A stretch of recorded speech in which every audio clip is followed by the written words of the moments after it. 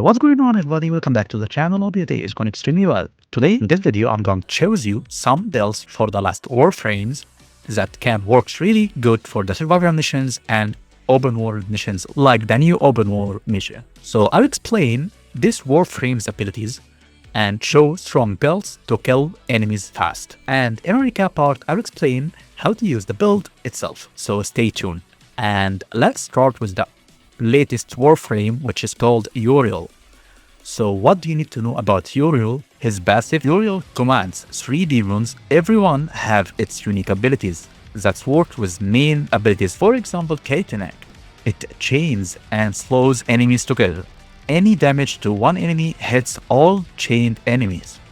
This passive works with the first ability, which is called Infernalis. I think this is Latin Golfaga. Latches onto enemies and deal damage over time. If the enemies dies, it spawns a damaging circle. This passive works with his second ability, which is called Remedium Vitella. Marks fallen enemies with a demonic runes. Collecting these runes increase the fire rate and it adds heat damage to your weapon. This passive works with his third ability, which is called Demonium Infernalis. His first creates a ring of a flame around Uriel that deal heat damage to nearby enemies. If you dodge while airborne, Uriel launch forward like a flame comet. And this one, oh my god, this is the future for Warframe, guys.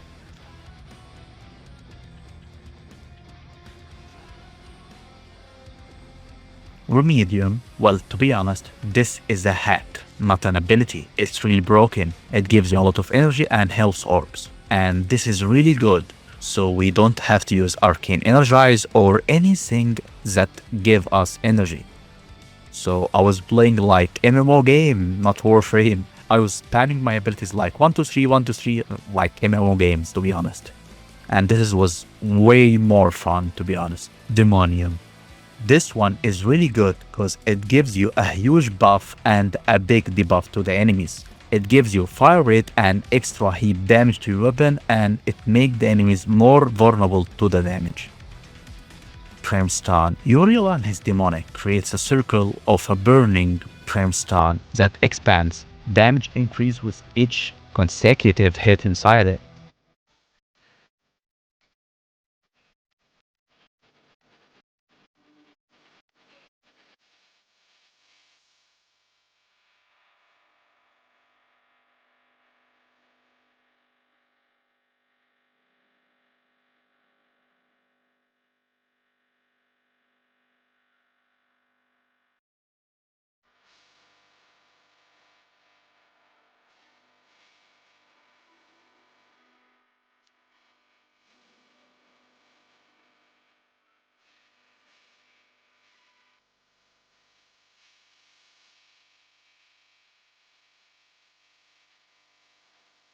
Heading to Nuke, his passive. Basically, it gives him a second chance at his sprawling form. The little spore creature, when he is hit with a lethal damage, if he's placed the mushroom beforehand, he can come back to the life. General tip: always replace your mushrooms his first or his second, so when stuff goes sideways, you have got something to fall back on.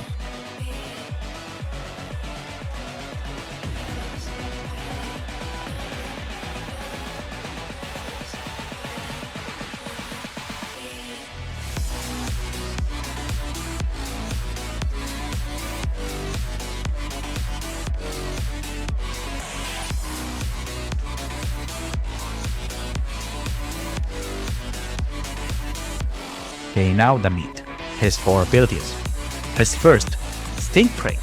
Throw mushrooms that periodically sheds poisonous, viral spores inflicting status effects and also lulling nearby enemies to sleep. How to use it? Simply toss into a crowd, let it do its work while you are moving around. His second ability, Pry Planet.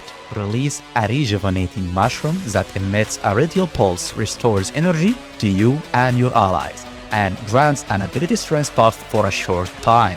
Extra tip: use it before you drop your big abilities or when your squad is on low energy.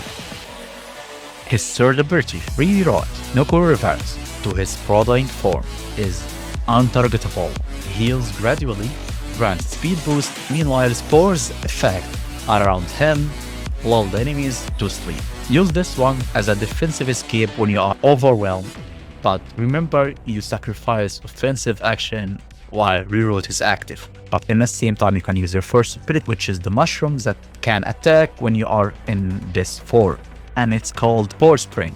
Unleash a chaotic ballistic mushroom that seeks enemies and bounces off surface other mushroom. Any contact with his mushroom invigorates them, doubling their pulse rate, and with this ability you can nuke them out.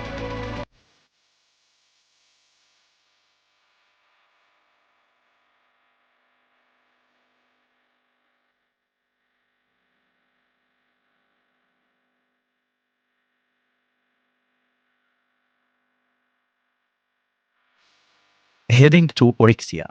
Ersi's guess. Leap onto an enemy and damage them with a toxin. If you kill them, there is a chance to drop health orb or energy orb. Webbed Embrace. Orixia throws a 3D web to ensnare her enemies while she makes them more vulnerable to the damage. Widow's Brood. Orixia launches a barrage of darts in front of her that flies into cells, stakes attack. Any poisoned enemies spawn spiders and killed. Self-Strong. Orixia brings out her spider legs and starts hunting. She can't be affected by any specific effects, has more health, and her ranged weapons deal toxin damage. And anyone she kills explodes with poison, and she can stay on the wall until you kill your ability. And last but not least, the passive. Wall action grants Orixia invisibility for 8 seconds.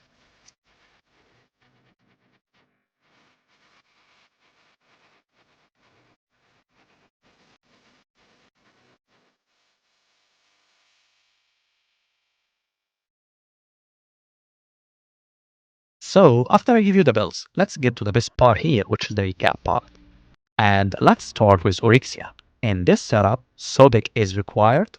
Simply it starts by using your Orixia Force ability and then his second ability, and hit the enemies with your Sobek and you'll watch them melt. You can also use Sickening Pulse if they didn't die. Heading to Nuku.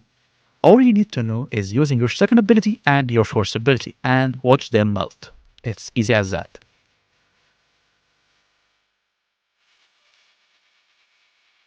Heading to Uriel. Well, this one is kinda balanced. I mean, you can wipe the map with one click from the force ability, which is pretty OP, but to use it, you need to fill your meter first, so the gameplay is basically spamming your abilities to fill the meter, then cast your first ability, and repeat again and again. Anyway, that is for me. If you like the video or learn something new, don't forget to like and subscribe. Have a great day. Goodbye.